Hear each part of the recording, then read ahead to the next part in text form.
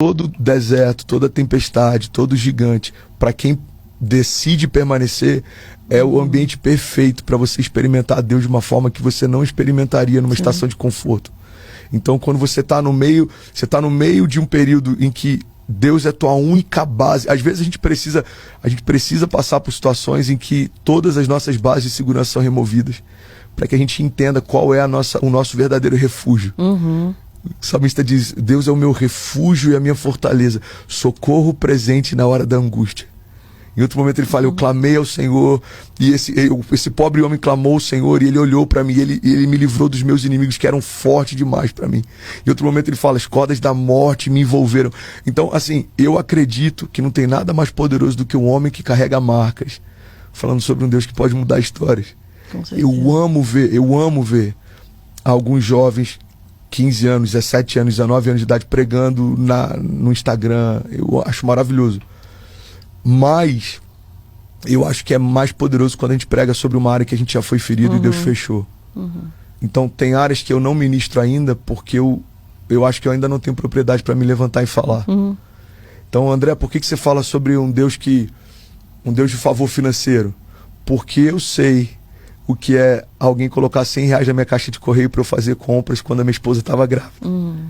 Eu sei o que é eu falar: pai, Kezinha me pediu algumas coisas, eu não tenho como fazer compra, você consegue me ajudar? E meu pai botar na caixa de correio para eu não me sentir humilhado em receber o dinheiro para fazer compras, entende? Sim. Eu sei o que é morar na casa dos fundos, passando dificuldade, com sua esposa grávida. Minha esposa teve bipolaridade gestacional. Eu sei o que é passar por isso, mas eu também sei o que é ter o meu terceiro filho nascendo em Miami e eu podendo viver um tempo novo, minha esposa com a saúde perfeita, Deus mudando a nossa história. Então, quem não se perde no tempo da crise, não se soberbece no tempo do transbordo, entende? Sim. Minha primeira filha, quando nasceu, a gente morava na rua, Estados Unidos, na casa dos fundos, e eu estava quebrado. Agora você está nos Estados Unidos. Agora eu estou nos Estados Unidos. Então, pastor, tem alguma escala de valor? Cara, quando a Cessi nasceu, 9 anos atrás, Kezinha, literalmente, nos últimos 3 meses da gestação, ela delirou. Ela perdeu a sanidade mental dela. Quando o Benício nasceu... Ela está com quantos com anos? 9. Com 9. É. Vocês estavam aqui no Brasil ainda? Ou já No Brasil. Lá? Não, no Brasil. A gente tá 4 anos na América.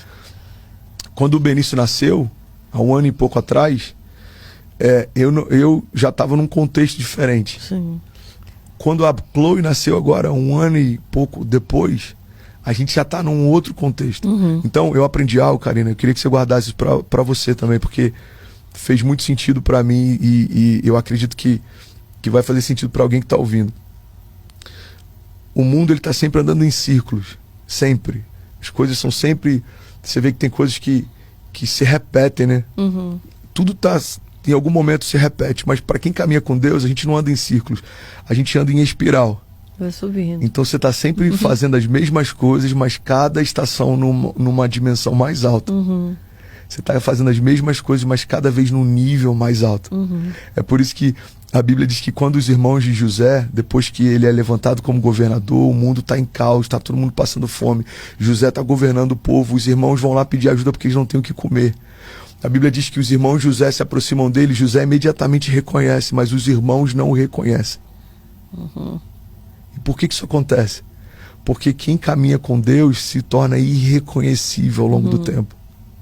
Mas quem caminha sem Deus, nada muda. Anos se passaram, José olhou na hora e falou: são os meus irmãos, nada mudou. Mas os irmãos de José olham para ele e nem sabiam que era irmão. Por quê? Porque é uma outra pessoa. Quem caminha com Deus está cada dia vivendo um milagre novo, uma estação nova, uma porta nova se abrindo, um milagre novo, um testemunho novo. O testemunho que você tem hoje vai ser diferente do testemunho que você vai ter daqui a 2 anos, daqui a 10 anos, daqui a 20 anos. Então, essa jornada, ela não é fácil. A gente não vai de um topo da montanha para o outro topo. O desafio do evangelho não é você dominar os topos. O desafio do evangelho é você não parar nos vales. Sim. Então você está no seu topo, você fala: uau, que maravilhoso, que estação incrível. Aí Deus te mostra um novo topo e fala: você está pronto, você quer ir? Quero. Então começa a descer novos vales. Então a gente aprende a dominar os vales para a gente começar a dominar os topos. Faz